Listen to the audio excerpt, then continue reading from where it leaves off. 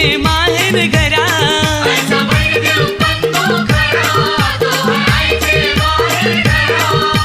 चैताचे षष्टीला पालखी निघी माहेरा घरा चैताचे षष्टीला पालखी निघी माहेरा घरा भरिले फुलाची आई माझी मोठे मानाची भरिले फुलाची